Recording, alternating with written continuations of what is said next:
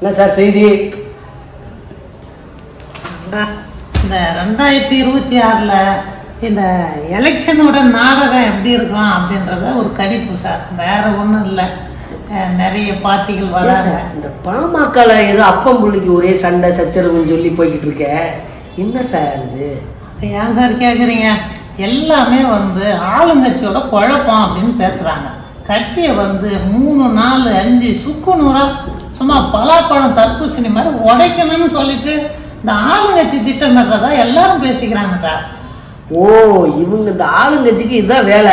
எந்த கட்சி நல்லா இருக்கோ அந்த கட்சியை ரெண்டா புழக்கிறது தான் வேலை, பலாப்பழம் மாதிரி.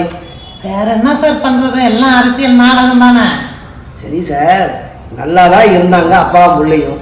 இப்படி ஒரு கட்சிக்குள்ள ஒரு குழப்பத்தை உண்டு பண்ணி இந்த மாதிரி இது பண்றாங்களே. ஆனா கட்சி தொண்டர்கள் தெளிவாக தான் இருக்கிறாங்க. இது எல்லார் குடும்பத்துக்குள்ளேயும் நடக்கிற ஒரு சம்பவம் தான்.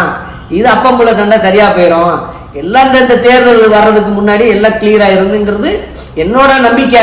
ஆனா அந்த மாதிரிதான் இப்ப போயிட்டு இருக்குது. தொண்டர்கள் மத்தியில அந்த மாதிரி ஒன்றும் தெரியற மாதிரி இல்லை. ஆனா என்னதான் இருந்தாலும் அவர் நிறுவனர் தான். ஆனா பாமக அன்புமணி ராமதாஸ் ஐயா தான் இன்னைக்கு தலைவருங்கிற மாதிரி அவர் ஸ்ட்ராங்கா இருக்கிறாரு. நீங்க சொல்றது ஒரு வகையில உண்மைதான் சார். நிறுவனர் ராமதாஸ் ஐயாவா இருந்தாலும் தலைவர் அன்புமணி ஐயா தான், அதுல மாற்று கருத்து இல்லை. அதே மாதிரி தொண்டர்கள் பிரிய மாட்டாங்க, ஒருத்தவங்க விட்டு கொடுக்க மாட்டாங்க.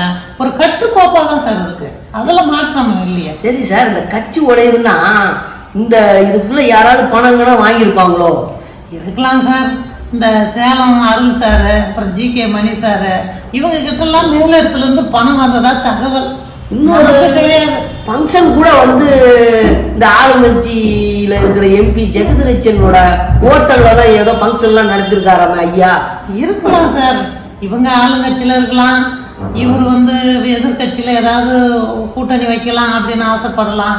இந்த மாதிரி குளறுபடியெல்லாம் இருக்கதானே செய்யும் சார்.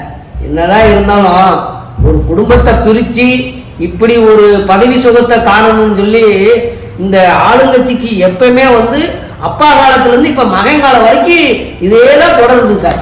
நீங்க சொல்ற மாதிரி அப்பா காலமோ மகன் காலமோ நாளைக்கு பேரன் காலமோ எல்லாருக்கும் ஒரு பதவி நாற்காலின்றது ஒரு வெறி சார். அது ஒரு போதை.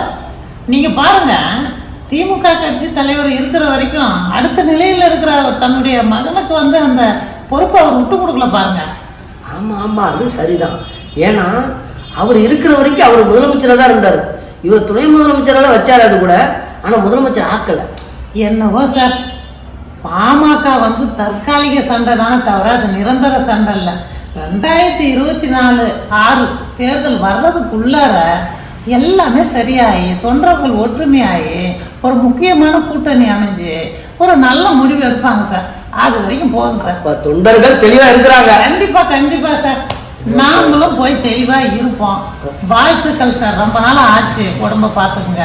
ஓகே, வரேன் சார். நன்றி.